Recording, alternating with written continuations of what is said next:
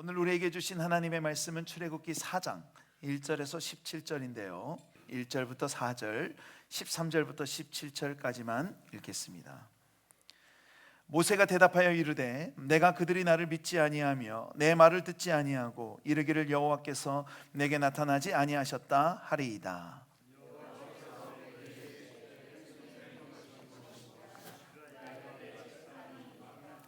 여호와께서 이르시되 그것을 땅에 던지라 하시매 곧 땅에 던지니 그것이 뱀이 된지라. 모세가 뱀 앞에서 피하매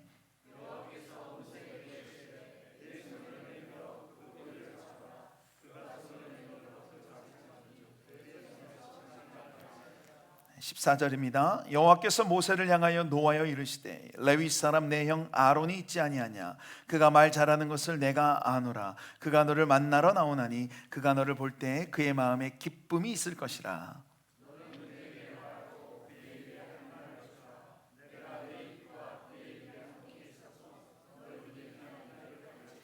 그가 너를 대신하여 백성에게 말할 것이니 그는 내 입을 대신할 것이요 너는 그에게 하나님같이 되리라.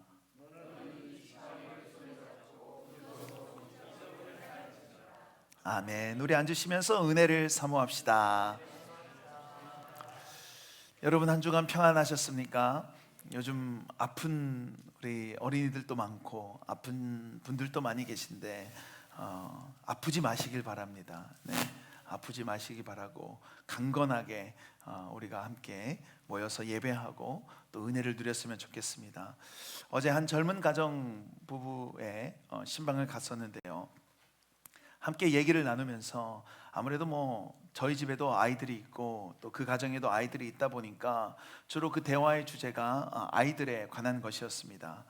아이가 아팠다가 나았다가 지금 기저귀를 떼고 있다. 요즘 학교 생활이 어떻다. 아이들의 고집이 엄마 닮아서 세다. 말을 죄송하지만 더럽게 안 듣는다. 이런 얘기를 이렇게 나누는데요. 그러면서 문득 드는 생각이 우리의 부모님들도 우리를 이렇게 많이 이야기하시고 생각하셨겠구나 였습니다. 생각해보면 이 부부 사이의 대화 대부분이 아마 자녀들의 이야기일 것입니다. 한번 자녀들 말고요 그냥 서로에 대한 이야기만 한번 해보십시오. 굉장히 어려울 거예요. 자녀들이 어리든 컸든 상관없이 부모라면 누구나 다 자녀를 품에 안고 마음에 품고 살아간다는 거죠. 그래서 이전에 자녀들이 없을 때는 무슨 이야기를 했었지? 이런 생각도 들었습니다. 왜 이렇게 됐나 하고 생각을 해보니 학교 다닐 때는 학교에 집중하고 또 직장 생활을 할 때는 직장 생활에 집중하고 또 결혼하고 자녀를 낳다 보다 보니 양육하는 데 집중하니까 이제 아이들에 대한 이야기 말고는 별로 할 얘기가 없는 거죠. 우리 인간 부모들도요 이러는데 하나님 아버지는 어떠실까요? 아마 하나님의 머릿속에는 온통 저와 여러분의 생각밖에 없지 않을까 싶습니다. 참 고집이 세다. 그렇게 말을 해도 안 듣는구나. 믿음이 도대체 언제 생기는가. 이런 것보다는 요즘 이런 것 때문에 어려움이 있을 텐데 참 어떻게 도와줄까. 혹은 이런 좋은 일이 우리 자녀에게 생겨서 참 기쁘다. 요즘 이 일 때문에 바쁘다던데 너무 애쓰고 고생한다 라고 우리를 생각하지 않을까 싶습니다. 오늘 우리가 이 자리에서 예배하는 하나님이 바로 그런 하나님이십니다. 그 아버지의 음성을 듣는 시간이 되기를 간절히 소원합니다. 우리 그런 의미로 옆 사람에게 한번 이렇게 인사해 볼까요? 하나님의 관심은 당신에게 있습니다. 네, 함께 읽은 본문을 통해 내 손에 들린 지팡이라는 제목으로 하나님의 말씀을 전하겠습니다. 우리가 출애굽기를 계속해서 살펴보고 있듯이요 하나님은 일상을 살아가던 모세에게 만나 주셨고 비범한 삶으로 불러주셨습니다. 그런데 그때 모세의 반응이 어땠습니까? 먼저는 자신의 정체성을 의문을 품고 하나님 내가 누구이기에 나를 부릅니까? 그러자 하나님은 네가 중요한 게 아니라 내가 너와 함께 한다는 것이 중요하다라고 말씀해 주셨죠. 또 그러자 모세는 하나님께 그러면 하나님 당신은 누구십니까? 하나님은 이에 나는 스스로 있는 자이니라. 우리의 인간적인 모든 것을 뛰어넘는 분이신 거예요. 모세는 자신을 바라보고요, 또 자기가 처한 환경에 시선을 머물러 있게 하다 보니까 그 하나님의 부르심에 쉽게 반응하지 못했습니다. 따라서 우리도요, 우리에게만, 우리 주변에만 시선이 머물러 있다면 크고 놀라우신 하나님을 바로 보지 못한다는 거죠. 이렇게 자신의 정체성과 하나님의 정체성을 핑계 삼아서 그 부르심을 좀 피해 보려고 했던 모세는 이번에 이스라엘 핑계를 댑니다. 내가 누군지 알겠고요, 하나님도 누군지 알겠습니다. 그런데 이 말을 듣는 이스라엘이 듣겠습니까? 우리 1절을 한번 같이 읽어볼까요? 시작. 모세가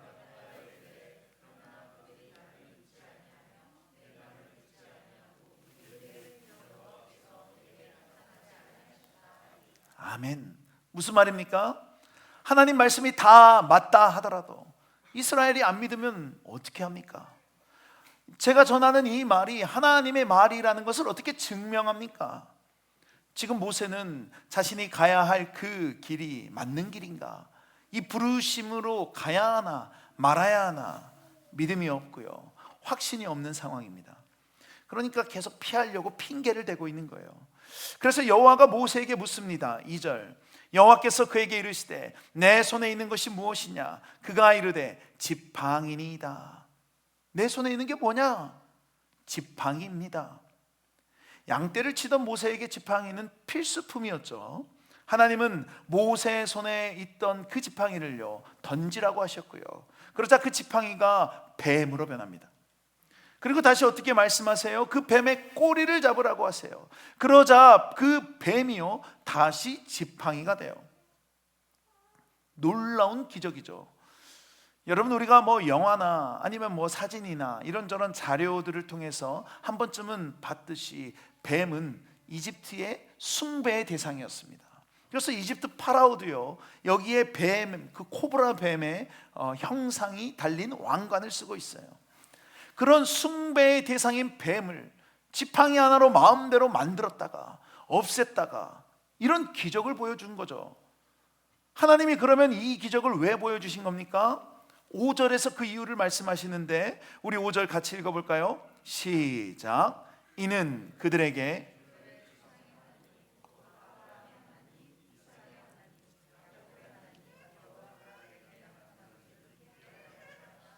아멘. 성경은 그 이유를 하나님 여호와가 내게 나타난 줄을 믿게 하려 함이라 라고 말씀하세요. 그러면 이 믿어야 될 대상은 누구예요? 그들이죠. 그들, 이스라엘 백성들입니다. 그러니까 모세가 하나님께 자신들의 말을 이스라엘이 듣지 않으면 어떡합니까? 라고 하자 지팡이가 뱀으로 변하는 이 기적을 보여주시면서 이스라엘이 믿게 하기 위해 했다는 거예요. 하지만 이것도 부족한지 하나님은 한 가지 기적을 더 보여주십니다. 이번에는 모세의 손을 품에 넣어보라고 해요. 6절. 여호와께서 또 그에게 이르시되 내 손을 품에 넣으라 하시매 그가 손을 품에 넣었다가 내어보니 그의 손에 나병이 생겨 눈같이 된지라. 모세가 자기 손을 말씀대로 품에 넣었다가 보니까 어때요? 나병이 생긴 거예요. 예전에는 문둥병이라고 하고요, 한센병이죠.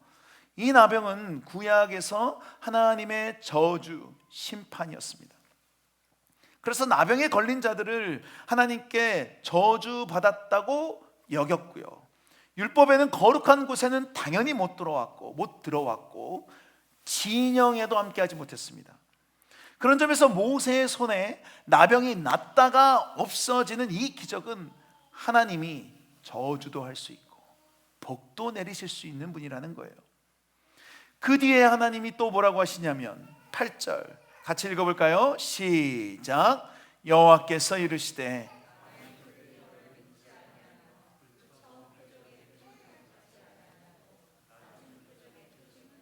아멘. 처음 표적의 표징.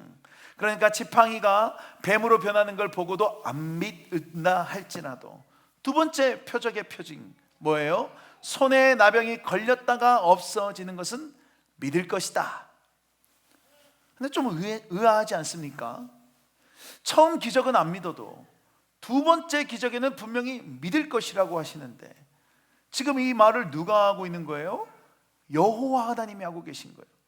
모든 것을 아시고 주관하시는 그 신이신 여호와가 말씀하신 것이기 때문에 분명히 두 번째 표징을 보고 믿게 될 거예요.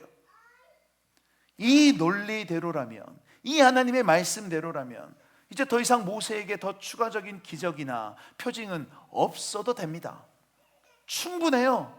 하나님이 이렇게 된다라고 하셨으니 뭐가 더 거기에 필요하겠습니까? 그런데 9절에서 뭐라고 해요? 그들이 이 두 이적을 믿지 아니하며 내 말을 듣지 아니하거든 너는 나일 강물을 조금 떠다가 땅에 부으라. 내가 또 나일 강물이 땅에서 피가 되리라. 아니, 두 번째 표적 보고 다 믿게 될 거라면서요. 그런데 왜 또 하나를 말씀하신 겁니까? 하나님의 말씀대로 다 이루어질 것이고, 그래서 지팡이가 뱀으로 변하고 손에 나병이 생기는 것으로 이스라엘은 모세가 전한 것들을 다 받아들이게 될 거예요. 그렇게 말씀하셨어요. 그런데 이 세 번째 기적은 왜 얘기하신 거냐는 거예요. 지금 믿지 못하는 것은요, 이스라엘이 믿지 못한 게 아니라 하나님 앞에 서 있는 모세가 못 믿고 있기 때문이에요. 그런 점에서 지금 모세에게 보여주고 있는 이 기적, 모세가 직접 경험하고 있는 이 놀라운 일들은 결국 이스라엘 백성들이 믿게 하기 위함이 아니라 모세를 믿게 하기 위함이라는 거죠. 믿음이 흔들리고 확신이 없고 이스라엘이 아니라 그런 모세에게 말이죠. 그래서 처음부터 하나님은 그 어떤 다른 것으로 표징을 보여주신 것이 아닙니다. 비를 내리게 하셨다거나 해를 가리셨다거나 무지개를 보여주셨다거나 이런 게 아니라 지금 모세 네 손에 들려있는 지팡이로 보여주신 겁니다. 하나님의 능력을 보여주시기 위함도 아니고 그 지팡이가 아주 특별한 지팡이라는 것을 말씀하신 것도 아니라 뭐예요? 평범한 일상을 살아가던 그런 모세가 늘 지니고 있는 그 지팡이를 통해서 모세에게 하나님이 어떤 분인지 보여주시고 믿게 하기 위함인 거죠. 모세가 어떤 존재인지, 하나님이 어떤 분인지 다 알려주었음에도 여전히 의심하고 확신이 없고 머뭇거리는 모세를 위해서 말이죠. 모세가 들고 있는 이 지팡이는 요술 지팡이도 아니고요, 무슨 영험한 지팡이도 아니었습니다. 모세 손때가 다 그대로 묻어 있고요, 그가 그냥 늘 지니고 다니는 지극히 평범한 지팡이, 우리 안경 쓰시는 분들이 늘 안경 쓰듯이 말이죠, 그런 지팡이가 마치 마법 지팡이처럼 뱀으로 바뀌었다가 다시 지팡이로 바뀐 거예요. 모세가 하나님께 자신은 안 된다, 저는 자격이 없습니다, 내가 무엇이기에, 그때 하나님이 뭐라고 하셨어요? 네가 중요한 게 아니라 내가 너와 함께하는 것이 중요하다. 그것을 지금 몸소 보여주고 계신 겁니다. 모세, 네가 지금 손에 들고 있는 그 지팡이는 그냥 나무고 그 어떤 특별한 지팡이가 아닌데 나 여호와가 함께하니 이것이 뱀으로도 변하지 않니.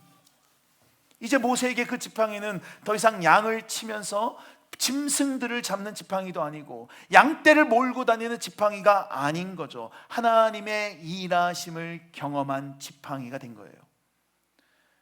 여러분, 이 정도면 모세도 네, 주님 맞습니다, 제가 이거 산에서 잘라서 이렇게 만들었는데 어떻게 이거를 뱀으로 하셨어요? 진짜 주님 말씀대로 주님이 함께 하시면 저도 그 길을 갈 수 있겠네요, 이렇게 반응하면서 엎드려 절을 하든 제단을 쌓아서 제사를 드린다거든 이래야 좀 자연스러워 보이지 않습니까? 그런데 모세는 우리의 기대와 다르게, 아니 어쩌면 우리처럼 반응합니다. 10절 같이 읽어볼까요? 시작. 모세가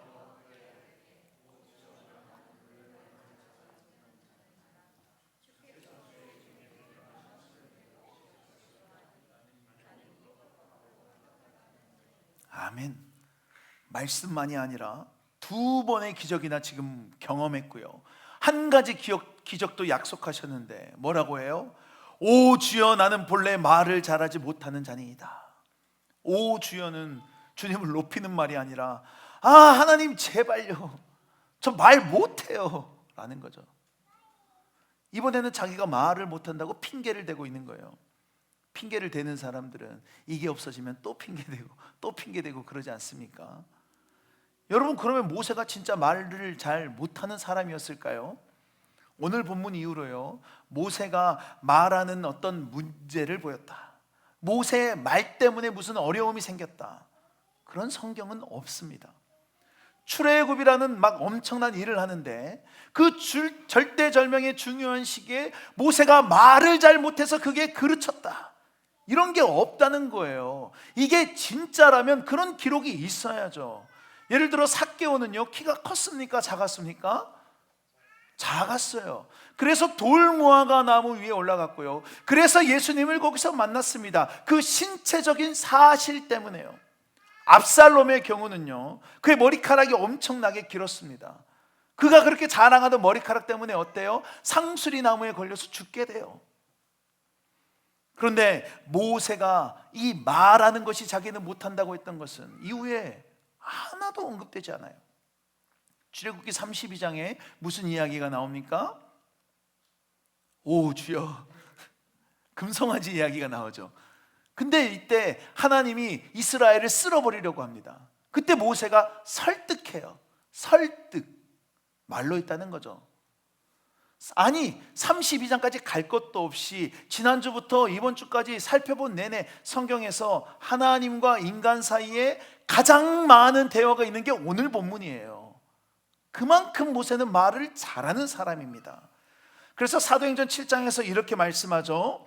모세가 애굽 사람의 모든 지혜를 배워 그의 말과 하는 일들이 능하더라. 아멘. 애굽에서 말하는 것과 그 다음에 행하는 것들을 배워서 능하다고 합니다. 최고의 교육을 받았으니까요. 그런 그가 오 주여, 나는 본래 말을 잘하지 못하는 자니이다. 오 모세여, 도대체 왜 이렇게 핑계를 댑니까? 일부 때는 한 명 웃었는데 아무도 안 웃네요. 이렇게 묻고 싶은 심정입니다. 모세는 믿고 싶지 않은 거예요. 확신이 안 서는 겁니다. 그래서 여전히 아니라고 하는 거죠. 모세의 말이 사실이 아님을 하나님은 다 알고 계셨지만 그럼에도 친절하게 모세를 설득하시는데 11절 같이 읽어볼까요? 시작. 여호와께서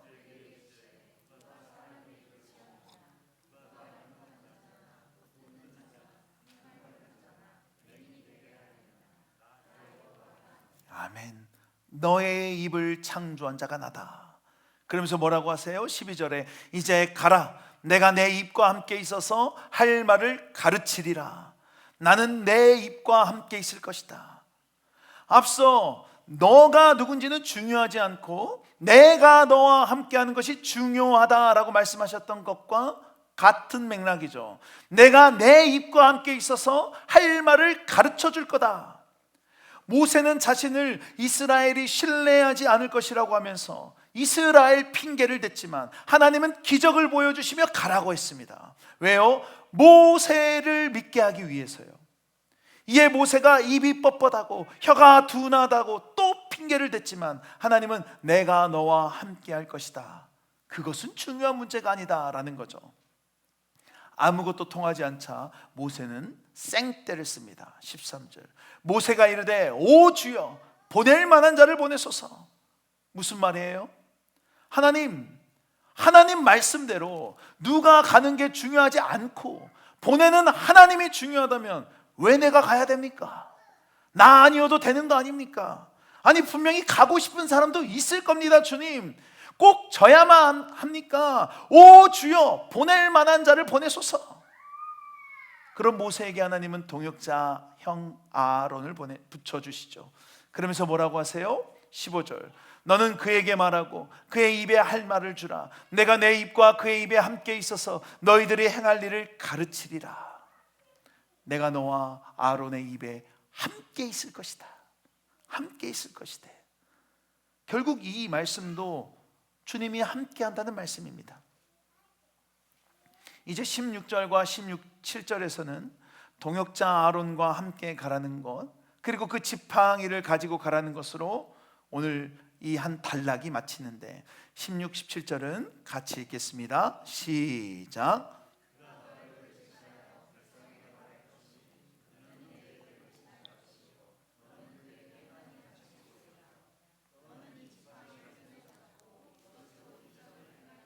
아멘.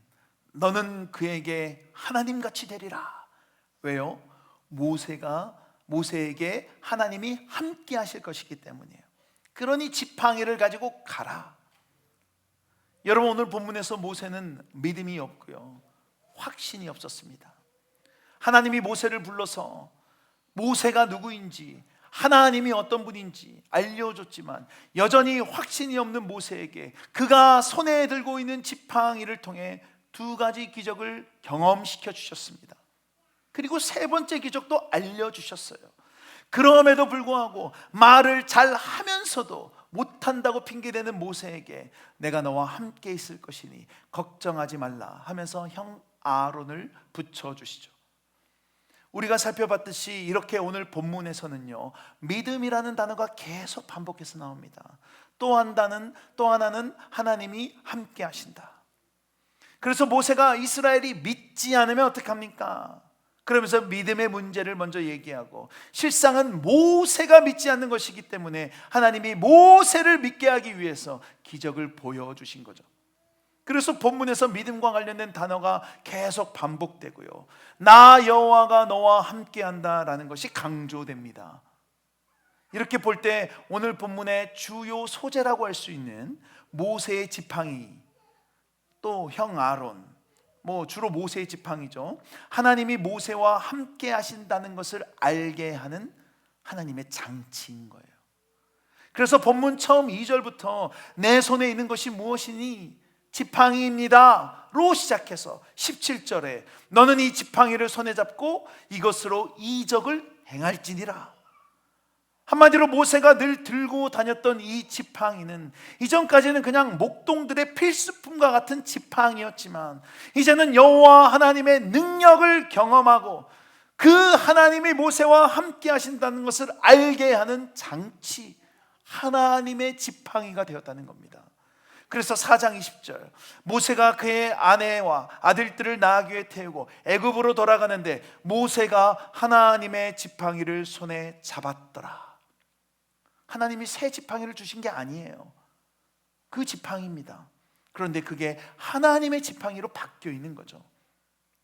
모세가 하나님의 지팡이를 손에 잡았더라. 그러니 애굽으로 갈 수 있었던 겁니다. 말씀을 마무리하겠습니다. 여러분, 저와 여러분에게 지팡이는 무엇입니까? 하나님이 나를 만나 주셨던 경험, 하나님의 말씀을 경험했던 것, 하나님의 사랑을 진하게 받았던 그 언젠가. 그래서 하나님이 나와 함께 하신다는 사실을 상기시켜주고 믿게 해주고 흔들리지 않게 해주는 지팡이가 저와 여러분에게 무엇이냐는 거예요. 지난주에 있었던 일입니다. 잘 아시겠지만 저희 집에는 5살 첫째와 3살 둘째, 10달짜리 셋째가 있습니다. 원래 이 첫째와 둘째는요, 같은 유치원을 다녔어요. 근데 갑자기 첫째가 다른 유치원을 가게 됐습니다.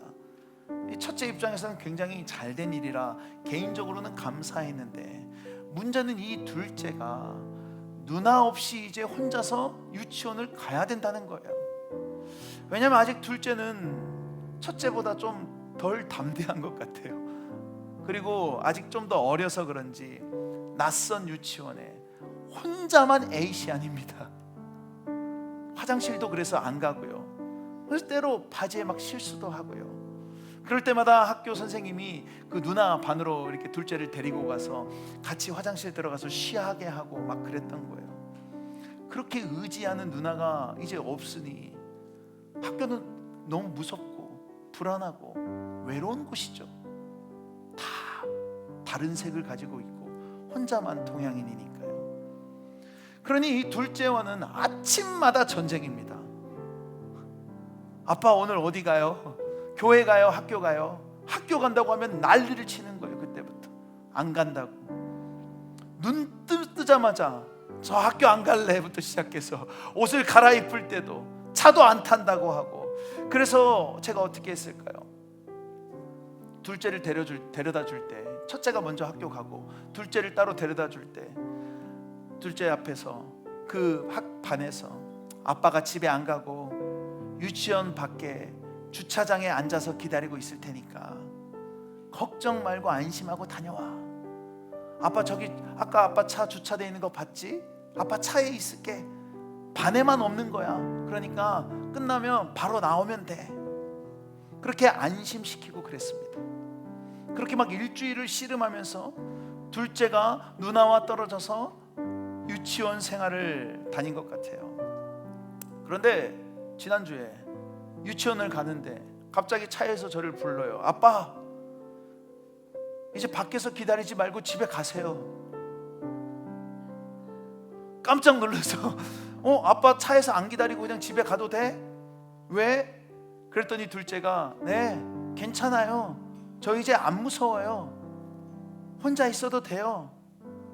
이 말을 듣는데 제가 그래서 일부러 그 학교 가기 전에 학교에 대한 이야기를 아예 안 하거든요. 어차피 안 간다고 하니까요. 그런데 먼저 얘기를 꺼내줘서 너무 고마웠고요. 또 대견하면서도요, 좀 한켠으로는 좀 미안했습니다. 왜 제가 미안했을까요? 왜냐하면 제 입장에서는 일단 얘가 학교만 들어가면 되니까 어떻게 해서든 말로 꼬신 거죠. 나 여기 밖에 있을 거야. 그리고 그냥 집에 옵니다. 저는 교회로 오거나. 걱정하지 마, 아빠 차에 있을 거야. 그리고 그냥 오는 거죠. 한 8시부터 3시까지 차에서 혼자서 뭐합니까? 그런데 아이는요, 유치원에서 친구들과 놀 때도, 밥을 먹을 때도, 낮잠을 잘 때도 오후까지 그렇게 있으면서 아빠가 밖에 있지, 아빠 차에 기다리고 있지, 아빠가 반에만 없지, 지금 저기 있지. 그래서 버티고 있던 거예요. 이 생각을 계속 하고 있던 겁니다. 그래서 누나가 없어도 불안하고 두려운데도 그 긴 시간을 유치원에서 있을 수 있었던 거예요. 아빠가 있는다고 했으니까요. 아빠 말이 사실이라고 믿고 있었기에 이제는 저한테 이제 괜찮아요 아빠 가세요라고 말까지 해준 거죠. 집에도 못 가고 교회도 못 가고 그냥 있을까 봐요. 그 아이에게 제가 밖에서 기다리고 있겠다는 그 말 한마디는 지팡이였던 겁니다. 그 지팡이 때문에 혼자서 그 시간을 버티고 있었던 거죠. 여러분, 우리는 어떻습니까? 우리 아버지는요, 저처럼 안심시키려고 말만 하는 분이 아니십니다. 하늘 아버지께서 우리에게 말씀으로 주신 모든 것들은요 다 실제고요, 정말입니다. 그런데 우리는 아이가 아빠 말만 믿고 그 유치원 생활을 할 수 있듯이 정말로 아빠가 밖에서 기다릴 거라고 굳게 믿고 유치원이 그냥 끝날 날 시간만을 기다리고 있다는 그런 믿음조차도 없는 거예요. 하나님이 말씀하신 이 말씀을 신뢰하지 않고 내 맘대로 그냥 판단하는 거죠. 에이, 집에 갔겠지. 에이, 설마 그렇게까지 했겠어. 이거 다 옛날 이야기지. 나랑은 상관없는 이야기지. 여러분, 그러면 우리는 무엇을 믿고 있습니까? 뭐를 믿고 있는 겁니까? 하나님은 이렇게 우리에게 내가 너와 함께한다, 나는 너를 사랑한다, 너는 나의 자녀다, 너의 삶이 힘들어도 내가 붙들고 있다라고 말씀해 주신데 여전히 우리는 오 주님, 보낼 만한 자를 보내소서, 오 주님, 안 믿겨집니다. 그거 할 때가 아닙니다. 주님, 모세에게 지팡이는 더 이상 양치기 위한 도구가 아니라 하나님이 모세와 함께 하신다는 경험이었습니다. 저와 여러분에게 지팡이는 무엇입니까?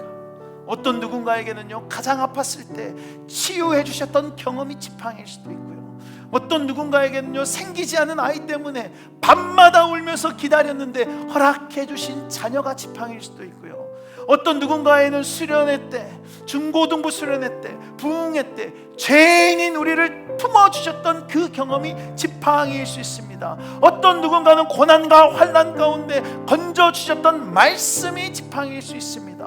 하나님을 진정으로 만났다면, 경험했다면 우리에게도 그 지팡이가 다 있다는 거예요. 여러분, 우리가 우리의 부르심의 길을 가고 믿음의 길을 가는데 주님이 나와 함께 하시는 것이 맞나? 하나님이 진짜 나를 사랑하시나? 가라고 해놓고 나 혼자 고생하는 건 아닌가? 이렇게 주저하고 있습니까? 그렇다면 여러분, 손에 있는 지팡이를 붙드십시오. 그것이 표징입니다. 아빠가 했던 말을 기억하는 거예요. 아, 아빠가 기다리고 있는다고 했지. 힘들지만 그래서 버티는 겁니다. 야곱은 베델에서 하나님과 씨름했던 것을 기억하기 위해 거기에 돌단을 세웠고요, 그것이 그의 지팡이였어요. 광야에 있던 이스라엘은 날마다 내리는 만나가 그들의 지팡이였고요, 의심이 가득한 기드온에게는 양털이 지팡이였습니다. 바울에겐 그의 몸에 있던 흉터와 상처들이 지팡이였어요. 하나님이 함께 하신다는 것을 보여주는 지팡이요. 갈라디아서 6장 17절, 이후로는 누구든지 나를 괴롭게 하지 말라. 내가 내 몸에 예수의 흔적을 지니고 있노라. 여러분이 예수의 흔적, 주님이 나의 삶에 일하시고 주님을 깊이 경험했던 그 지팡이가 우리 손에 있음을 잊지 마시길 바랍니다. 아니, 혹시 오늘 본문 1절의 모세의 상황처럼 지팡이의 기적을 경험하지 못한 상황이라면 하나님께 알려달라고, 하나님께 경험하게 해달라고, 증명해달라고 간구하십시오. 하나님 믿겨지지 않습니다. 확신이 안 섭니다. 제 손에 좀 지팡이 좀 쥐어주십시오. 그래서 그 하나님의 사랑을 경험했던 지팡이를 붙들고 사는 것이죠. 여러분, 지금 상황이 어떤 상황이든지, 모세처럼 새로운 사명으로 가야 하는 상황인지, 아니면 어떤 어려움과 문제에 골머리를 앓고 있든, 큰일을 앞두고 있는 상황이든, 정신없이 사는데 바쁜 상황이든, 영적으로 방황을 하든, 그 어떤 상황이든지 중요한 것은 우리 손에 지팡이가 있다는 사실이에요. 하나님이 나를 깊이 만나주셨던 경험, 하나님의 사랑에 두 손 두 발 다 들고, 하나님, 저는 죄인이었습니다. 하나님, 어찌 나 같은 자를 사랑합니까? 그렇게 엎드렸던 경험, 그 지팡이가 우리 손에 있기에 우리는 넘어져도 다시 그걸 잡고 일어설 수 있고요, 각이 머뭇거려도 짚으며 갈 수 있는 것이죠. 그래서 더 이상 믿음 없음, 흔들림과 의심으로 살아가는 저와 여러분이 아니라 내 손에 들린 지팡이를 꼭 붙들고 주님이 나와 함께 하시고 나와 동행하신 분이라는 그 확신으로 살아가는 저와 여러분 모두가 되기를 간절히 축원합니다. 우리 말씀을 기억하며 함께 찬양하며 기도하시겠습니다. 다 같이 일어나서 함께 고백하겠습니다. 바다 같은 주의 사랑, 바다 같은 주의 사랑, 내 맘속에 넘치는 생명의 주를 위해 보여 흘려주셨네. 영원하신 주의 사랑, 어찌 우리들이 생명 주신 주님만을 영원히 찬양하며 주 못 박힌 언덕 위 생명의 문 열렸네. 깊고 넓은 강과 같이 흐르고 하나님의 자비하심 이 땅 위에 넘치네. 영광의 왕 주님 세상죄 구속했네.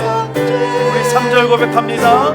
생명의 주, 생명의 주 나를 위해 보배 피를 쏟을게.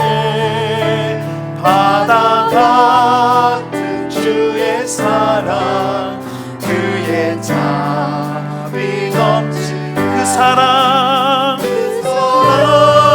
누가 잊으리. 그 찬양 누가 멈추리. 그의 사랑, 그의 자비, 영원하신 주의 사랑, 영원하신 주의 사랑. 어찌 우리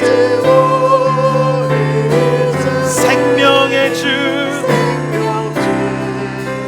주님만. 우리 마지막으로 온 마음을 다해 그 사랑을 고백합시다. 영원하신 주의 사랑, 어찌 우리 잊으리. 생명 주신 주님만을 영원히 찬양하리. 우리 함께 말씀을 기억하며 한 가지만 위해서 기도하기를 원합니다.